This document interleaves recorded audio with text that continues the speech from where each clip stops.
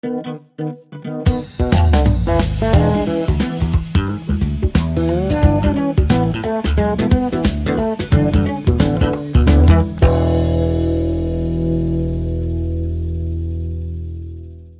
êtes à Parle, jase, bon mercredi.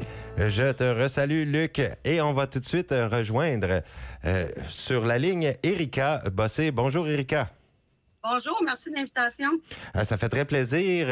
Erika, et aujourd'hui, c'est pour parler des foyers de soins, bien sûr, et vous êtes du côté de Saint-Quentin.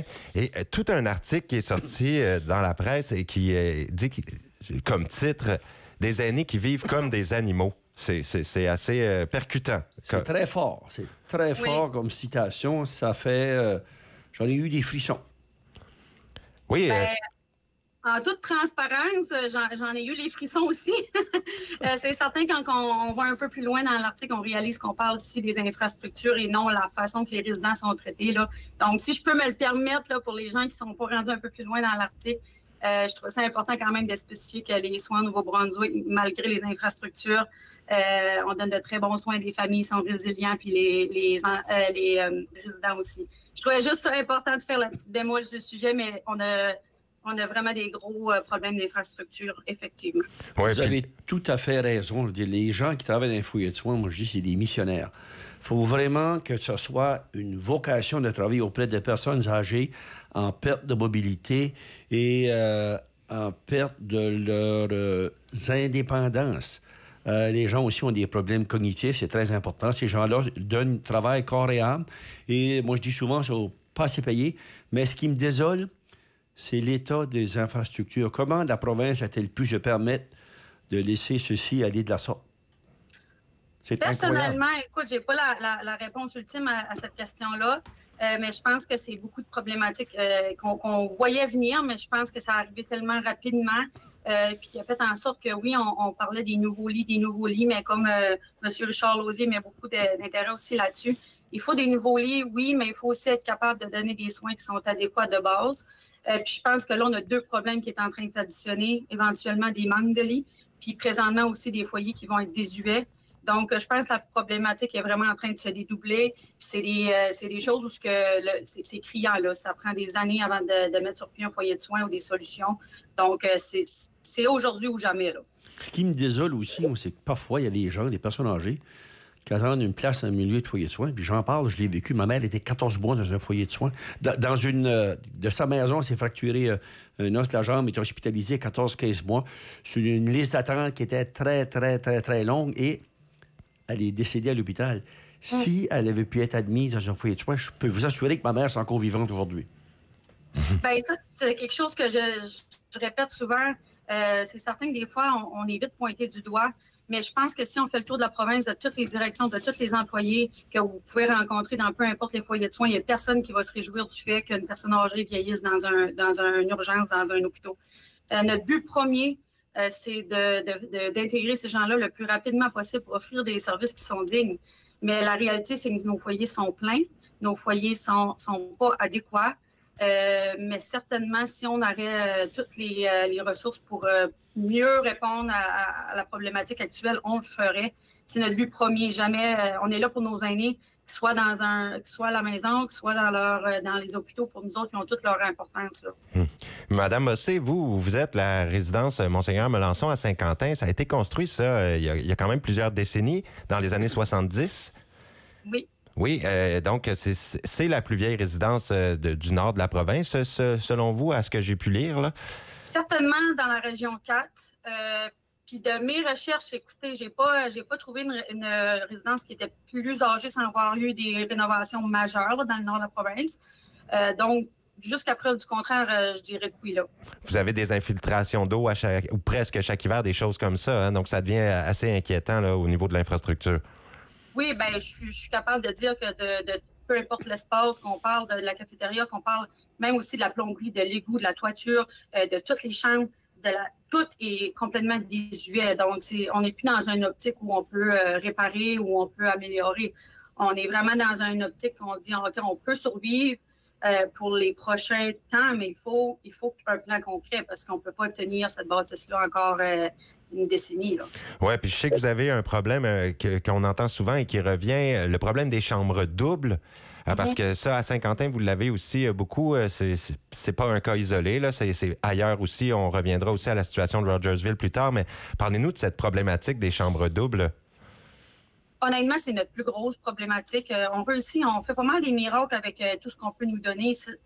Tout semble bien, tout semble beau, ça sent bon. Les employés font du beau travail, les résidents. Mais c'est difficile de convaincre une famille qu'on donne des soins optimaux quand ils rentrent dans leur chambre pour la première fois puis ils réalisent qu'ils vont être à côté d'un mètre d'une personne, qu'on essaye tout le temps de faire on va dire des matchs, si je peux me permettre, qui sont adéquats, mais la réalité, c'est que c'est des gens vulnérables avec toutes des spécificités, voyons, avec toutes des spécificités. Oui, c'est exactement, merci. Différentes, qui fait en sorte que jumeler déjà deux personnes, je vais dire par choix, serait difficile. En plus, là, c'est pas par choix, puis avec des conditions vraiment, vraiment difficiles. J'en ai vu là, des gens rentrer ici puis pleurer. Puis tout le monde essaie de nous convaincre. Les résidents sont super gentils, les familles aussi. Ils sont comme, c'est pas vous le problème, c'est pas la façon que vous traitez notre maman, notre papa. Mais en bout de ligne, c'est un manque de dignité, là. Oui, donc est-ce que vous avez des pistes de solutions qui sont envisagées? Vers quoi on s'enligne pour la suite des choses? Honnêtement, personnellement, je dois avouer que c'est plus ou moins dans notre pouvoir en tant que résidence d'aller je verrais comme le terrain voisin puis aller construire une résidence. Là. On sentait que c'est beaucoup plus complexe que ça. Donc, on a confiance en nos partenariats qu'on est en train de bâtir avec la province, avec le support de M. Lausier aussi, l'association. On a une bonne écoute. On aimerait que notre destin soit enclenché. Au moins avoir une petite piste, un début, une craque dans la porte qui va nous dire qu'on a un avenir qui va s'améliorer. Parce que moi, personnellement, je n'ai pas le pouvoir de dire qu'on va construire un nouveau foyer de soins. Là. Il faut vraiment l'aide de la province à ce niveau-là. Oui, bien évidemment. Et nous recevons aujourd'hui également M. Lausier, qui est directeur général de l'Association des foyers de soins du Nouveau-Brunswick, qui est avec nous. Eh bien, sur ce, je pense qu'on va se laisser là-dessus, Mme Bossé, et on va poursuivre avec M. Lausier la discussion. Est-ce que vous vouliez ajouter quelque chose ce matin? Non, essentiellement, c'était ça. Je pense que M. Lausier va être bon pour faire finir la boucle. Puis je vous souhaite toute une belle journée. Merci pour l'invitation. Je vous remercie à vous aussi. Très apprécié. Merci beaucoup. Bonne journée, Erika. Merci. Bonne journée. Et oui, et on accueille M. Lausier qui est arrivé. Bonjour. Bon matin. Bon matin. Richard Lausier, directeur général de l'Association des foyers de soins du Nouveau-Brunswick. Et actuellement, M. Lausier, vous effectuez une tournée provinciale des établissements. Oui. Et puis, dans le but de répondre, vous avez entendu ce que Mme Bossé stipulait. Et puis, on sait que c'est ça. C'est pas seulement dans le coin de Saint-Quentin qu'on a ces problèmes d'infrastructure. C'est assez élargi. On peut même dire que Rogersville vit un peu les mêmes problèmes. Alors, oui, parlez-nous de cette tournée. Le constat que vous en sortez? On a 78 membres en travers de la province, donc j'ai quasiment le 2/3 de compléter des visites. J'étais au Téléjournal hier soir, comme j'ai mentionné. Il y a quasiment 2 standards dans la province en termes de communauté. Tu as des régions où ils sont choyés. Des beaux foyers, des chambres simples partout. Puis tu as d'autres régions comme Rogersville, comme Saint-Quentin et d'autres endroits que c'est des chambres doubles, des infrastructures qui sont totalement dépassées, je dirais même obsolètes, donc qui ont besoin d'être remplacées. C'est pas des rénovations qui vont arranger ces foyers-là, une poignée de ces foyers-là. Mais quoi ce que je trouve dommage dans tout ça, c'est pourquoi est-ce qu'on est rendu là? Pourquoi est-ce qu'on discute de ça aujourd'hui? Ouais, ça aurait dû être pris garde un bout de temps passé. Tout à fait. Ça fait longtemps qu'on dit que les provinces maritimes ont la plus haute moyenne d'âge au Canada. Nouveau-Brunswick, Nouvelle-Écosse et Île-du-Prince-Édouard. Donc, ça fait 20 ans, 30 ans qu'on savait que ça s'en venait. Absolument. Et puis, les gouvernements successifs ont semblé fermer les yeux. C'est ça. Puis je suis d'accord avec toi. là, la patate chaude est dans les mains du gouvernement actuel. Puis, je vais me répéter, il faut qu'il soit très audacieux, donc des investissements importants en termes de soins de longue durée et envers nos aînés.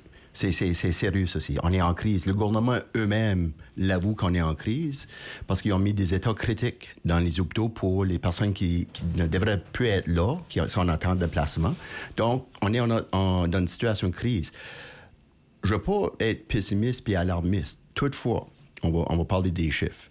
Dans les 5 prochaines années, la population des aînés de 65 ans et plus va augmenter de 5 % selon les chiffres. C'est pas rien, cela. Un autre chiffre qui est très alarmant, dans 20 ans d'Astor, la population de 75 ans et plus va doubler de ce qu'elle est aujourd'hui. Donc, beaucoup plus de services, beaucoup plus de demandes sur le système. 20 ans passés, on savait ce qui s'en venait. C'est pas une surprise.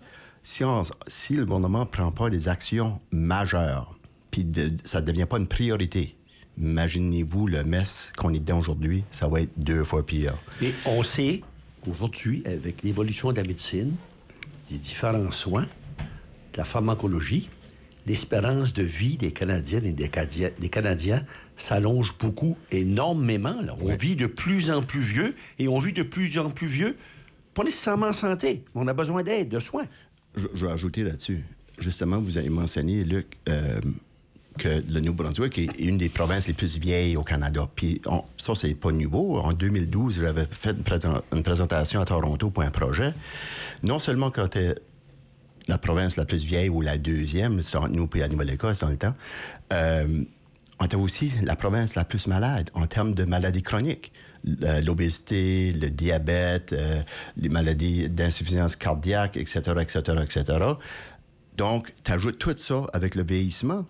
La population demande plus de services. C'est inévitable. Ça fait que... Je veux dire, ça, c'est une chose. Mais moi, je vais revenir, si vous me permettez, de nos installations, nos foyers qui existent dans la province. Juste le fait des chambres doubles. C'est pensez-y, là. Vous en allez à l'hôtel demain, puis quand vous allez payer votre hôtel, la personne de l'autre bord du comptoir dit « En passant, vous allez rester avec monsieur ou madame X pour la soirée. Mm-hmm. Ben non, mais je connais pas cette personne-là. Je ne vais pas rester dans une chambre, puis une plus grande chambre que ces foyers-là. On accepte tout ça? Non. C'est une question de dignité. Exactement. Puis c'est pas juste une soirée, là. C'est la vie. Parce que les gens c'est leur demeure, c'est leur chez eux. Puis ils terminent leur vie là. Exactement. Ça fait que c'est pas une extension de l'hôpital, les foyers de soins, là. Faut rentrer ça dans notre tête. C'est un milieu de vie. Exactement. C'est leur chez eux. Ça fait que tu vas rester avec un étranger pour le restant de tes jours. Tu choisis pas. Non, c'est triste. C'est vraiment triste. C'est ça. Puis les chambres, là, ils sont collés. Vous avez vu des photos, là? Oui. C'est pas exagéré, là, les photos qu'ils ont montrées à Radio-Canada, là. C'est les lits jusque tu peux quasiment te toucher main à main, là. OK? Puis il n'y a pas de place pour l'équipement.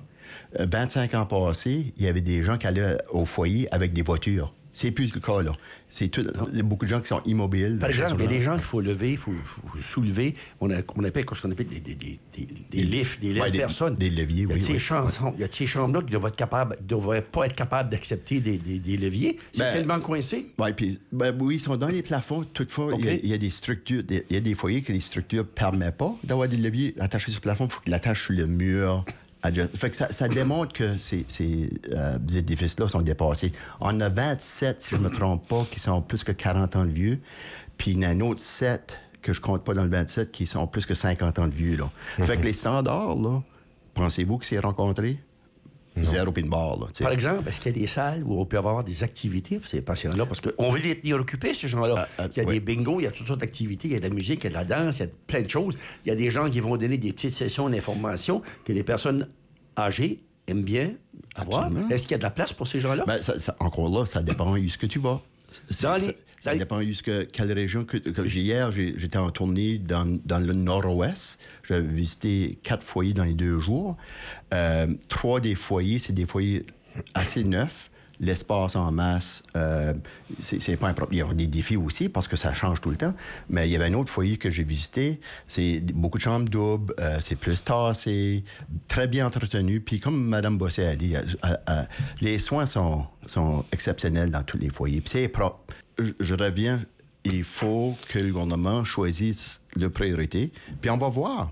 S'il juge que c'est une priorité, on va le voir. S'ils jugent qu'il y a d'autres choses qui sont plus prioritaires puis ils sont élus, c'est leur choix. Puis on va être obligé de vivre avec ça. Est-ce que je vais être déçu, moi, comme directeur général? Oui. Mais il va falloir que je vive avec ça. Mais c'est pas acceptable. Puis, à un moment donné, la population, il va falloir qu'ils disent, parce que, qu'est-ce qu'il y a beaucoup de gens qui me disent au cours des derniers jours, surtout avec les articles de Rogersville, puis hier avec 50 ans, c'est que beaucoup de monde ne réalise pas ceci, là. Ils ne voient pas ceci. Si tu n'as pas de famille ou de parents qui sont dans des foyers, exactement, tu ne vas pas prendre connaissance. Moi-même, je dis, j'ai passé ma vie dans le système de santé, une grande partie de ma vie dans le système de santé. Mes parents sont à la maison, ils sont bien. J'ai pas vécu ça. Mais quand j'ai commencé mon travail au mois d'octobre de l'année passée, puis j'ai commencé à visiter des foyers, puis la différence d'une région à l'autre, d'un foyer à l'autre, c'était frappant, là. Et quand vous dites on n'est pas tous au courant, bien, c'est tout à fait vrai. Comme moi, là, j'ai mon initiation à cette problématique de chambre double aujourd'hui, là, parce que j'en avais pas vraiment entendu parler à quel point c'est ça. C'est pour ça que ça m'a touché particulièrement. Mais là, dans des chambres doubles comme ça également, malgré la propreté, parce que vous dites que c'est très propre, il peut y avoir quand même propagation d'infection, des choses comme ça, là. Parce que les gens sont malades parfois. Ben oui, dans une salle de 200 pieds carrés, là, 2 personnes, l'un qui pogne un rhume à cause qu'il y a eu de la visite ou peu importe, commence à tousser. Les systèmes de ventilation, il y a beaucoup de questionnements. Son voisin va le pogner aussi, là. C'est quasiment inévitable. Ouais. Puis hier, lors de mon entrevue, comme j'ai mentionné, ça va être un petit peu graphique, mais quand tu as 2 lits qui sont séparés par un rideau, puis tu as une personne qui porte des couches parce qu'ils sont incontinents, pas de leur faute. Mm-hmm. Puis il faut qu'il se fasse changer, puis l'autre à 400 pieds de lui ou elle. Imagine-toi les senteurs. Puis c'est pas... Puis la pauvre personne qui subit ça, elle se sent pas bien non plus. Tu sais. Ça fait que puis ça fait qu'il y a tous ces éléments-là. Si on parle de Rogersville, je sais c'est pas moi qui mène l'entrevue, mais parlant de Rogersville, pas de banc. Vous avez vu ça, là? C'est incroyable. Il n'y a pas de banc. Ils lavent les résidents, puis ils n'ont pas le choix. Ils font, comme j'ai dit, moi, Rogersville, j'ai visité, je pense, une couple de reprises, puis l'équipe est exceptionnelle, mais ils n'ont pas de banc. Fait que le résident n'a pas le choix d'être lavé via douche dans une chaise, parce qu'il n'y a pas de banc. C'est pas qu'il choisit une douche. Tu peux choisir une douche, mais c'est le choix au moins. Il y a toutes sortes de bains pour accommoder les personnes en perte de mobilité. Mais c'est qu'il n'y a pas de place. C'est ça. Il y a pas, le manque de place dans les foyers de soins. C'est ça. Donc là, quand on parle, c'est pas tous les foyers de soins de la province qui vont être reconstruits complètement, là, quand même. On parle de 5 à peu près qui sont vraiment les pires. Là. Rogersville, Lamec, Saint-Stéphen, Saint-Quentin, Campbellton. Oui, puis il y en aurait peut-être d'autres là-dedans, si, comme je pense à Saint-Antoine, si Saint-Antoine, ça va de l'avant. La demande est là pour remplacer. Il y a un nouveau qui bâtit, mais il y a peut-être besoin de plus. Il y a d'autres endroits aussi, mais on a ciblé ceux-là. On parle de ceux-là présentement. Il y en aura sûrement d'autres parce que, comme j'ai dit, l'âge des édifices, Sackville, c'en est un autre, quand même un gros foyer qui est très vieux. Fait que, il n'y a pas de planification à long terme. C'est ça qui est le gros bobo. Puis là, la ministre a parlé hier qu'il y a un plan qui s'en vient au niveau des lits. Puis je semble croire, parce que je n'ai pas vu le plan, je n'ai pas participé dedans à date. Donc, j'ose croire qu'il y a un plan qui s'en vient, mais je souhaite que ce n'est pas un plan de 3 ans. Parce que c'est pas ça le problème. Faut planifier à long terme. Puis il faut arrêter de faire de la politique avec ça, là. Puis garder au mieux-être des résidents puis nos aînés. Puis c'est des projets à long terme. Puis parce que dans 20 ans, la problématique ne sera pas partie. Ça va se répéter. Richard a mentionné le nom du foyer à Dalhousie, à Campbellton. Qui ont ouvert le foyer des villages à Campbellton, c'était à peu près ce qu'il y avait de mieux au Nouveau-Brunswick. Ouais, c'est loin de ça. C'est 40-45 ans passés. C'est ça. Donc, les choses ont changé. La condition des gens ont changé. Les services offerts ont changé en cours. Est-ce qu'il y a une volonté politique de vraiment vouloir apporter des changements? Parce que là, on ne peut pas dire d'ici 2 ans, on va régler le problème. Non, ça ne se fait pas. Comme tu dis, il faut avoir une vision à long terme, planifier à très, très long terme. Là, il y a des gens qui voient des amis politiques. Vous savez, j'étais un politicien un temps pour une courte période. Je vais dire ceci. Si on veut que ça bouge vite, on peut faire bouger les choses vite. C'est aussi simple que ça. Puis j'entends tout le temps l'excuse, ça va être très cher. Oui, c'est vrai. Mais il n'y a personne, puis c'est écrit nulle part, que les soins aux aînés ne coûteront pas cher. C'est ça. Tu sais, il faut qu'on réalise ça. Ça, c'est une chose. Deuxièmement, c'est une question de priorité. Est-ce que nos aînés, qui sont dans l'état les plus vulnérables dans la province, est-ce que c'est une priorité? Je ne le sais pas. C'est pas moi qui va décider ça. Puis, ça devrait l'être. Il me semble que c'est le gros bon sens. C'est le gros bon sens, mais on sait comment est-ce que la machine politique marche. Il y a il y a beaucoup de problèmes qui existent dans notre province, comme d'autres provinces, du moins. Mais c'est une question qu'ils sont élus pour choisir les priorités. Le problème, c'est que si on continue à pousser, ça ne viendra pas moins cher, là. Bâtir un foyer 5 ans passés, bâtir un foyer au jour d'aujourd'hui, puis bâtir dans 5 ans, les prix sont drôlement différents. On parle de, tu sais, un foyer de 60 lits, on parle de peut-être 45 millions, là. Oh! Non, là, c'est des choses qui dépassent ce que je croyais. C'est très dispendieux, là, OK? Ça fait que...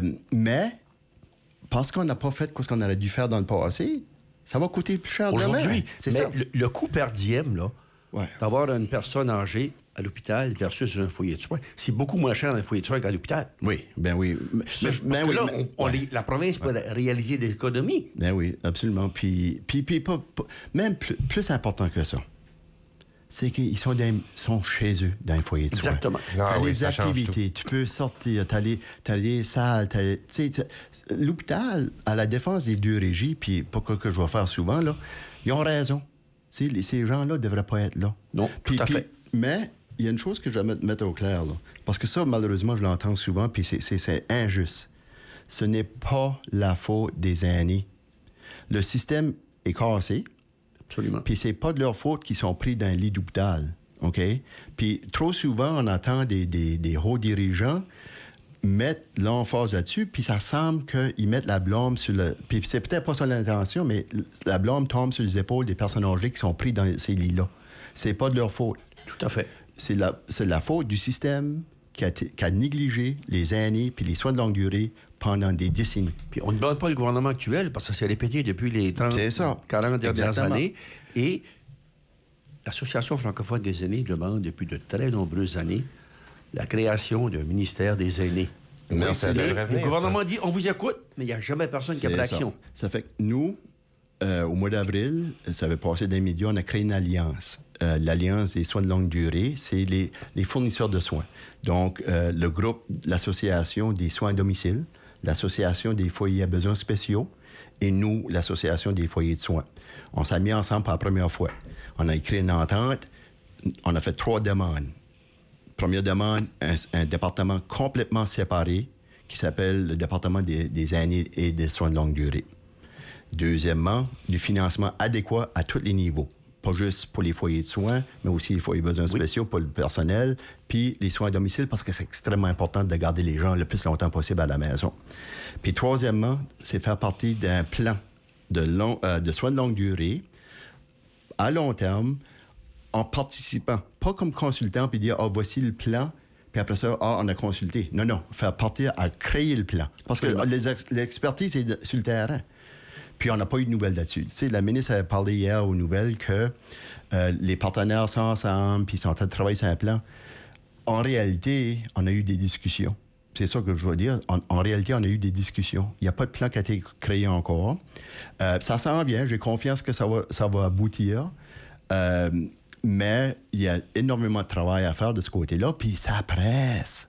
Je comprends. Ça presse parce que qu'est-ce qu'il faut qu'on réalise, là? Chaque semaine, chaque mois, chaque année est trop tard pour bien des gens parce qu'ils sont au bout de leur vie. Puis, tu sais, à Rogersville, tous les résidents qui sont là à Saint-Quentin et bien d'autres endroits, le temps est de façon... Quand on vieillit, le temps est précieux. Plus que jamais. Tu sais, quand j'avais 25 ans, moi j'ai 55. Quand j'avais 25, avec chance, je vais vivre longtemps. Je pensais différemment que ce que je pense au jour d'aujourd'hui. Puis quand je parle à mes parents, ils pensent différemment que ce que moi je pense aujourd'hui. Puis c'est normal. Ça fait que le temps, à mesure qu'on avance, il devient de plus en plus précieux. Fait qu'il faut réagir, là. On va faire une courte pause. On vient tout de suite. Monsieur Lausier, vous demeurez avec nous. Et puis, vous pouvez participer à l'émission. Je vous rappelle que le 506-532-0133 est ouvert. Les lignes sont ouvertes si vous avez des questions à poser, notamment à Monsieur Lausier concernant ce qui se passe dans les foyers de soins. Et restez bien branchés pour Parle Jase.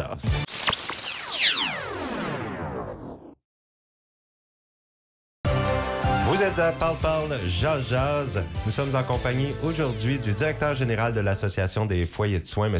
Richard Lausier. Et vous avez des questions? 506-532-0133. On prend vos appels. Parle Jase. On vous écoute. Oui, bonjour. Mon nom est Richard Cormier. Je suis directeur général au foyer Assomption de Rogersville. Oui. Donc, j'écoutais votre émission ce matin avec intérêt. En passant, je salue Richard qui est avec vous ce matin et aussi Madame Erika Bossé qui était là plus tôt. Donc, c'est ça, c'est simplement constater avec vous autres les lieux puis la situation qu'on est dedans. Je ne sais pas si vous avez regardé Radio-Canada au courant de la semaine. On est venu voir notre foyer. Puis j'ai présenté, là, si vous voulez, l'environnement où nos résidents vivent actuellement, qui est très... c'est triste de le voir. Nous autres, notre foyer a été bâti et inauguré en 1981, janvier 81. Donc, depuis ce temps-là, même si je voudrais faire des rénovations, agrandir, j'ai pas l'espace. J'ai pas l'espace pour agrandir nos douches. J'ai pas de bain. Comme que j'ai mentionné, j'ai pas de bain. Je peux pas agrandir, j'ai pas de place. Donc, ça a des effets négatifs sur nos résidents. On sait que, en 2022, il y a eu une étude de fait de la Société d'Alzheimer du Canada. Il va y avoir une projection en 2050, une augmentation de 187 % de cas de démence dans notre population. La région de Rogersville, Miramichi, tout ça, on est une des populations la plus vieillissante, et je tiens à souligner, la population la plus vieillissante au pays. Donc, on va avoir beaucoup de personnes âgées éventuellement. On a besoin d'espace. C'est pas simplement une question de rénovation. Moi, mes lits, là, entre mes deux lits, là, quand on a une chambre double, parce que j'ai toutes des chambres doubles, j'ai simplement 2 chambres simples. Mon lit est complètement à côté contre le mur. Donc, si un travaillant voudrait transférer, changer de position sur notre résident, là, on doit déplacer la table de chevet, déplacer le lit, ensuite de ça, travailler, repousser le lit contre le mur, repousser la table de chevet. Là, il est 3 heures du matin. Qu'est-ce que vous pensez qui arrive à mon voisin à côté, là? Lui, il se fait réveiller. C'est certain. Et non seulement, ça peut être dangereux pour les employés qui risquent de se blesser. Il faut penser à ça aussi. Exactement. Parce que si je regarde l'Association des soins continus du Nouveau-Brunswick, c'est eux qui nous consignent, qui nous disent de comment travailler de façon sécuritaire. Juste pour vous mentionner, moi, j'ai travaillé avec cette association-là pour un petit bout, là, puis j'ai fait de l'éducation dans différents foyers de soins dans la province du Nouveau-Brunswick, là. Eux, là, c'est même pas acceptable de faire ça. Parce que dans les foyers de soins, présentement, il y a quelques années, là, c'est là où on retrouvait le plus de blessures corporelles de tout autre environnement de travail. Donc, le plus de blessures qu'on a vues, c'est dans les foyers de soins en nursing. C'est pas dans les pêches, c'est pas en construction, c'est le foyer de soins dans le domaine des soins infirmiers directement. C'est là où on retrouve le plus de blessures au niveau des tissus mous et ces choses-là. Donc, à cette heure, on essaye, puis on travaille avec des appareils beaucoup plus appropriés, beaucoup plus développés. Les gens ne devraient plus forcer physiquement à transférer un patient, à soulever un patient. Excuse-moi, c'est pas un patient, c'est un résident. Okay? Oui. Un patient est à l'hôpital. Un résident est dans un foyer de soins. Donc, ces choses-là, moi, dans mon environnement de travail, où je travaille avec mes employés, on peut pas faire ça parce que il y a tellement de déplacements à faire avec les lits et tout ça. Entre les 2 lits, là, j'ai 7 pieds. Donc, aussitôt je lève un résident pour le placer dans sa chaise, là, il reste probablement un 3 pieds de distance entre lui et un autre résident à côté, là. Aïe, aïe, aïe. Puis j'imagine que vous trouvez que ça peut apporter du bon, toute la médiation autour du sujet présentement. Là, c'est la médiatisation, devrais-je dire, là, pas la médiation, mais le fait que ça soit médiatisé beaucoup. Il y a Radio-Canada qui s'en est mêlé aujourd'hui, l'émission. J'imagine que ça regarde avec un peu d'espoir pour la suite des choses, en voulant dire on va mettre l'épaule à la roue là, quelque part. Oui. Comme que Mme Bossé disait un petit peu plus tôt, comme j'ai eu la visite de beaucoup de gens, entre autres M. Lausier qui est venu voir les lieux, la ministre du Développement social, ministre de la Santé, notre député local qui siège à Fredericton, M. Pat Finnegan, tout le monde est venu, tout le monde a dit oui, c'est vrai. Il n'y a personne qui s'est fermé les yeux. Il n'y a personne qui a dit non, vous vous lamentez avec le ventre plein. Il n'y a personne qui a dit ça. Tout le monde est sur la même direction, mais il s'agit présentement de faire action. T'sais? Parce que notre foyer, tout de suite, il est vieux, mais dans 10 ans d'Astor, il va être encore plus vieux. Et vous avez pratiquement besoin d'une reconstruction complète. Là. Vous avez besoin d'un nouvel établissement. Oui. Parce que, tu sais, j'ai d'autres projets. Comme la bâtisse comme telle est quand même bien. On peut faire quelque chose d'autre avec ça. La bâtisse ne va pas être détruite. On pourrait faire, comme exemple, des appartements à prix modique pour des personnes âgées. Parce que moi, notre foyer de soins, on a aussi un autre édifice avec 41 unités, donc 41 appartements. On pourrait virer l'édifice ici, on pourrait transformer l'édifice avec des appartements à prix modique pour les personnes de la région qui ont 65 ans et plus, qui cherchent un loyer pour y rester, qui n'ont pas de besoin de payer ou se déplacer dans des gros centres où ce qu'ils doivent payer, moi je ne sais pas, exemple, 1 800 $ par mois. On sait que dans la région ici, il n'y a pas grand monde qui a travaillé avec des gros plans de pension, puis c'est des gens qui ont travaillé saisonniers. Il n'y a pas personne qui est millionnaire dans la région qui peuvent payer des gros montants de même. Donc ça, on pourrait faire quelque chose. C'est pas détruit. On rénove simplement pour avoir des loyers à prix modique. Puis notre foyer de soins, je veux dire, il y a beaucoup de gens qui ne veulent pas venir ici comme résidents parce que ils trouvent que c'est vieux, ils n'ont pas de vie privée. Ça a un effet au niveau de la vie sociale, au niveau de confidentialité, au niveau de leur stress qui augmente. Je veux dire, quand on change quelqu'un qui est à côté de nous, on n'a pas de vie privée. C'est quoi la qualité de vie chez cette personne-là? Eux autres veulent aller, ils choisissent, exemple, comme Saint-Louis ou une autre place, parce que Saint-Louis a un foyer relativement neuf, Rexton relativement neuf. On a Miramichi qui a des foyers relativement neufs aussi. Il y a beaucoup de places qui ont eu des foyers dans les 10 dernières années, je dirais. Donc, à cette heure, nous, on demande ça, on exige ça. Vous sentez que c'est le tour de Rogersville, là? Rogersville, on sait qu'il y a un très bel édifice à Rogersville, le monastère des cisterciens, des Trappistes. C'est peut-être farfelu parce que ça serait possible de transformer ceci en foyer de soins parce que c'est quand même grand. Ça a été bien rénové, je pense, au cours des années. Puis là, c'est à l'abandon, si je comprends bien. Comme nous autres, Rogersville, qu'est-ce qu'on regarde? On a une vieille école qui est abandonnée, WF Boisvert, un édifice complètement abandonné qui sert complètement à rien. Pourquoi pas utiliser cet endroit-là? Puis on est tout proche aussi du monument Assomption, que nos résidents et nos familles aiment d'aller chaque été. On amène nos résidents là, on prend des marches là. Pour eux, c'est très important. Donc, c'est une distance de marche, la même distance comme qu'on a présentement, mais pourquoi pas utiliser cette localité-là, puis en faire un foyer de soins. Puis on pourrait même, moi je regarde plus encore, pourquoi pas intégrer notre clinique médicale avec le foyer, puis ensuite de ça, on pourrait faire un genre de regroupement, d'avoir des travailleurs sociaux là qui suivent les gens de l'extérieur, qui sont prêts éventuellement à venir dans notre foyer. On peut faire même un foyer sans mur où ce que les gens restent à la maison le plus longtemps possible. Oui, on le veut, mais des fois, les familles veulent avoir un petit répit, une pause. Donc, la personne âgée peut venir avoir un lit de relève pour 2 jours, 3 jours, puis nous, on pourrait leur prendre soin. Puis cette personne-là, tranquillement, pas vite, va s'habituer à venir au foyer, connaître les gens, connaître les travailleurs. Le transfert de la résidence aller à chez nous va pas être si drastique. La personne aura eu le temps de s'habituer, s'adapter, puis là, venir à notre foyer puis dire « Ah, OK, je m'en vais chez nous. » parce que le foyer de soins, là, c'est leur place, c'est leur résidence. Oui, absolument. Grande différence, là, justement, avec d'autres établissements ou être à l'hôpital, là, où on ne sent pas du tout qu'on est chez soi.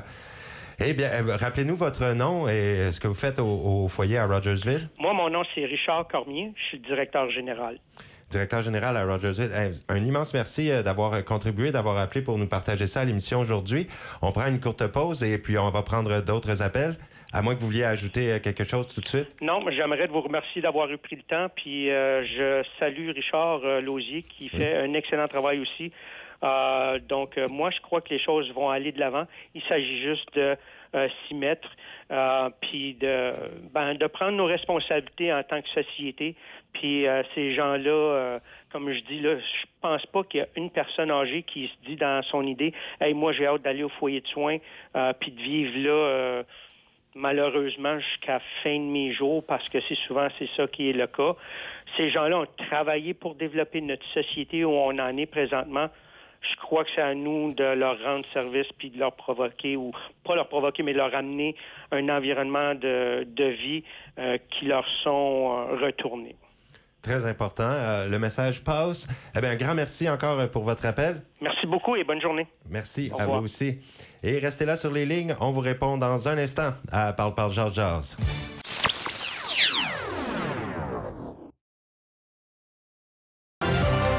Vous écoutez Parle Jazz. Nous sommes toujours en compagnie du directeur général de l'Association des foyers de soins du Nouveau-Brunswick, M. Richard Lausier. Et on prend un autre appel. Parle Jazz, c'est à vous.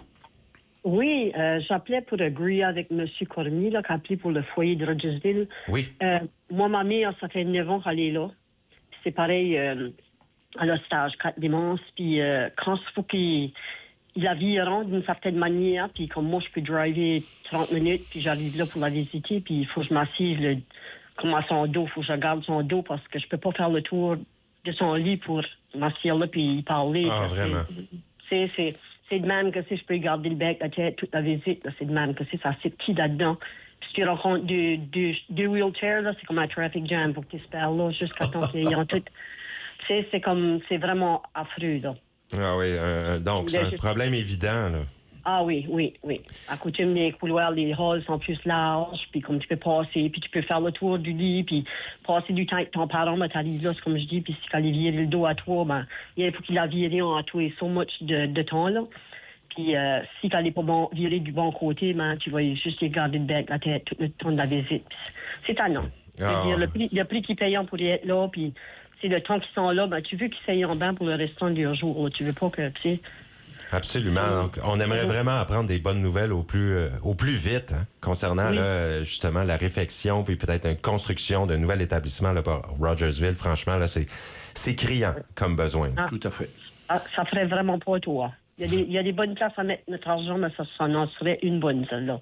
Oui, c'est tout à fait vrai. Eh bien, merci beaucoup. Merci à vous de nous partager ça. On prend un autre appel. Parle Jazz, on vous écoute. Oui, bonjour. Bonjour. Je nommerai pas de nom, je nommerai pas mon nom non plus. Je suis une ancienne employée des foyers de soins. J'ai fait ça plusieurs années. Ça a venu me chercher un matin, mon conjoint aussi, parce qu'il a besoin spéciaux. Puis, ça qu'on a vu dans le temps du COVID, que tout le monde a capoté parce que c'était affreux qu'est-ce qu'on voyait dans les nouvelles.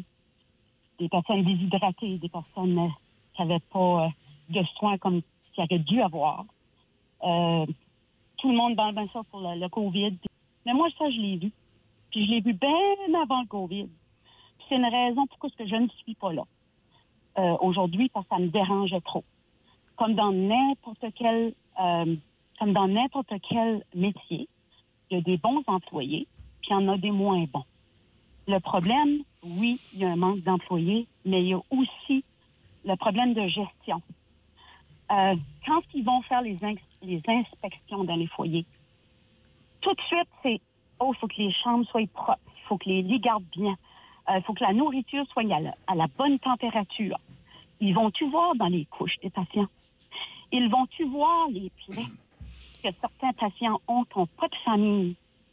Il y a beaucoup de patients qui n'ont pas de famille. J'étais surprise, moi, en travaillant là, en sachant que beaucoup de personnes âgées n'avaient pas de famille.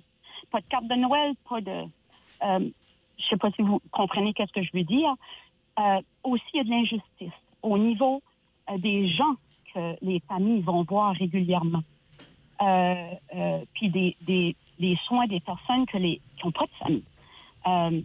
J'ai vu des personnalités qui ne peuvent pas parler, qui sont pris, tu sais, qui ne peuvent pas bouger, qui ne peuvent pas parler, qui ont été des semaines de temps au lit, sans être levés dans leur chaise et placés à la cafétéria. Oui, il y a certains commentaires que j'ai entendus plus tôt, qui étaient comme des animaux. Essayez de pas juste regarder l'état de la place. C'est pas juste. J'ai travaillé dans des foyers privés. Le foyer privé que j'ai travaillé, le premier, c'était des cas plus psychiatriques, puis c'était plus du monde qui pouvait se prendre soin eux-mêmes. Il y avait juste un enfant qui était, je dis un enfant, mais était assez âgé, qui était syndrome de Down assez avancé, là. Puis cette petite jeune fille-là, elle a mangé des patates en poudre avec des saucisses dans le blender toutes les années que j'ai travaillé là, qui étaient proches de 3 ans. Puis il y avait à peu près, il y avait 4 planchers, là, puis c'était 9, là. C'était pas un vieux foyer, là. Puis je peux vous dire que c'est frustrant, OK? Parce que l'aide pour nourrir les patients, OK? On ne pouvait pas fournir de tout nourrir les patients, OK? Parce que le temps est compté, parce qu'à une telle heure, il faut tout qu'ils soient dans leur chambre couchés pour le chiffre d'après. Ça fait que c'est nourri, là, j'appelle ça gavé comme des canards. Sorry, là, mais c'est comme ça. Puis, savez-vous qu'est-ce que c'est qu'on a été dit dans les... Ça, c'est la nurse qui nous l'a dit, parce que c'était une amie proche, que les supérieurs lui ont dit. Elle a dit, garde, on ne peut pas toutes les nourrir. On ne fournit pas. Il y a des personnes pour aider à nourrir les patients. De leur propre famille, ils ont le droit de venir nourrir, comme tu as le droit d'aller nourrir ton père ou ta mère. Je le recommande à ceux qui peuvent. Parce que vous ne savez pas qu'est-ce qui se passe derrière les portes fermées. Ceux qui n'ont pas de famille, là, ben, c'est nourri par les 2 personnes qu'il y a là, le personnel. Qu'est-ce qu'ils nous ont dit dans les plus hauts, OK? Comptez environ 5 cuillerées par patient.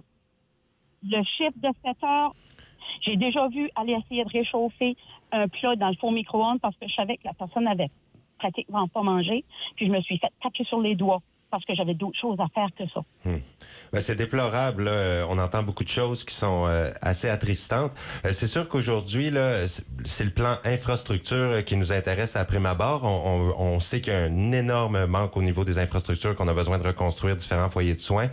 Pour ce qui est de tout le service qui est offert, je sais qu'on a grosso modo une bonne vision. C'est quand même positif de ce qu'on entend des analyses présentes. Mais merci beaucoup là, de partager avec nous votre expérience. Les analyses sont faites sur superficielles. Ils ne vont pas dans les portes fermées quand les patients préfèrent le change. Vous voudrez qu'il y ait de plus grandes analyses de tout ce qui se passe là, à l'intérieur au niveau du service aussi. Les portes fermées, oui.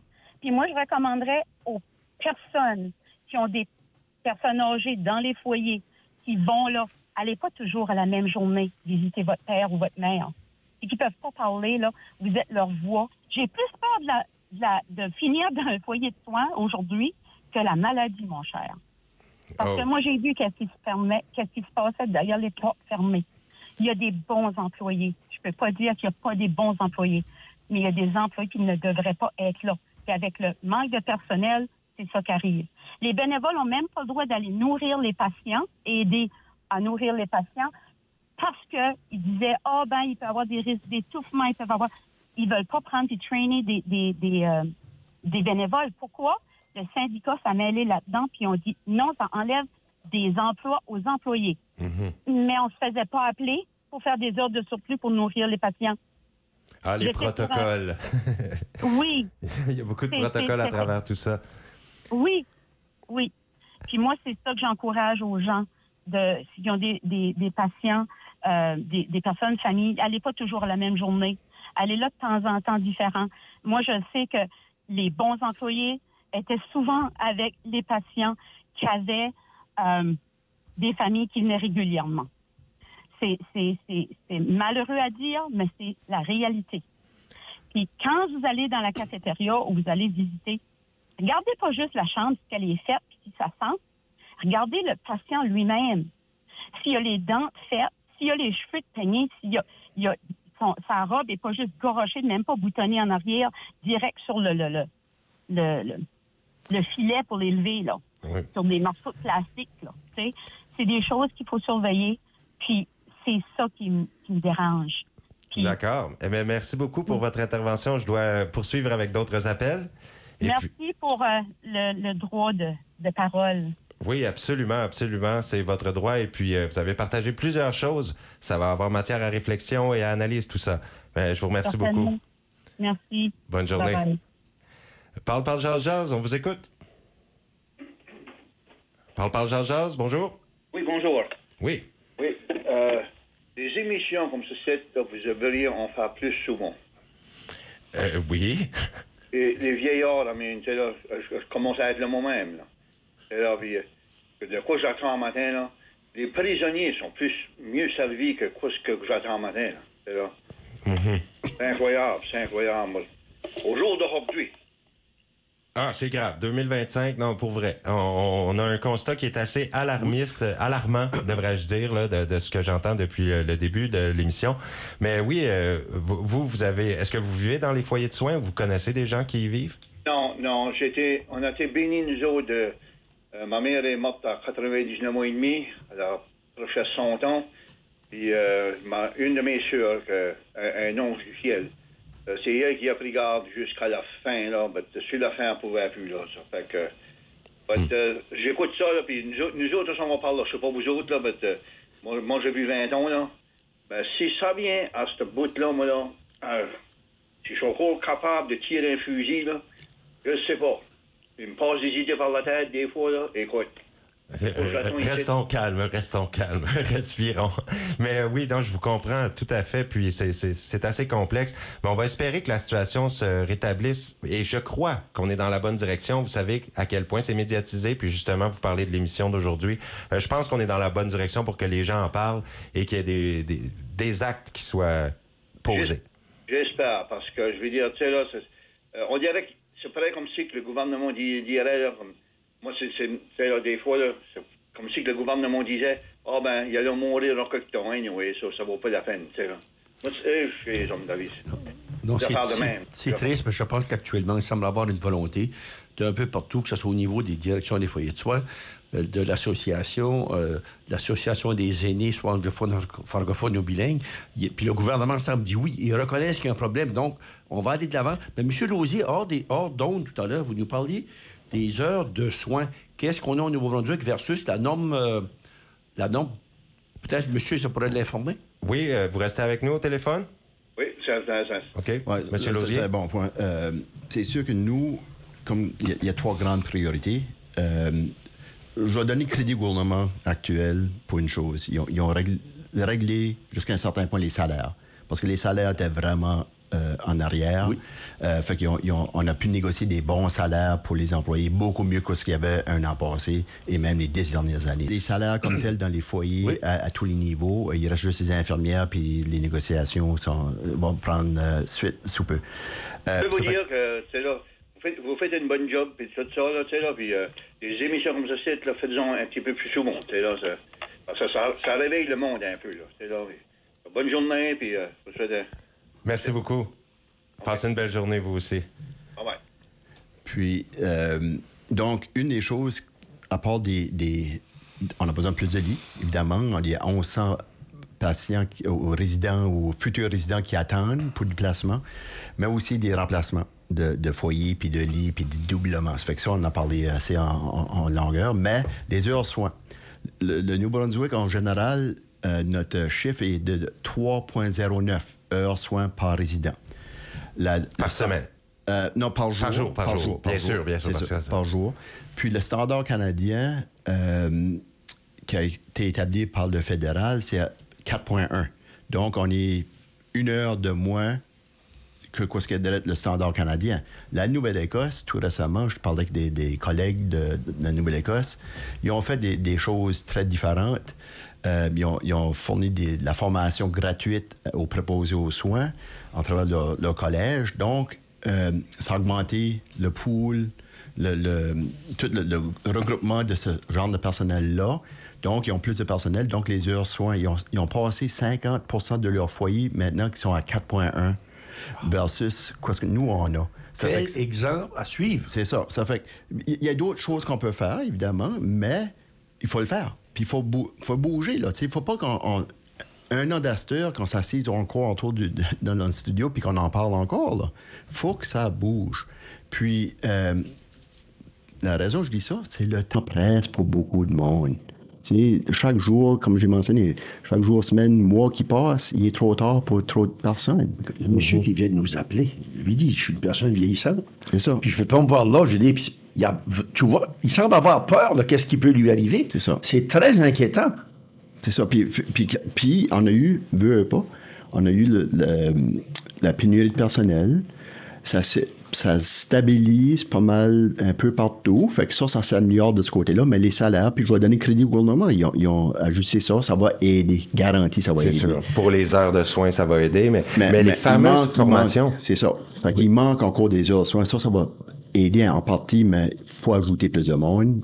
Puis ça, on ne devrait pas attendre parce que toutes les régions ne sont pas pareilles.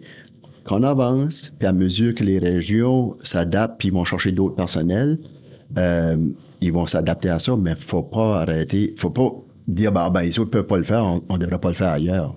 Avançons. Exactement. On devrait aller où est-ce que c'est les plus urgences, qu'on identifie les plus grands problèmes.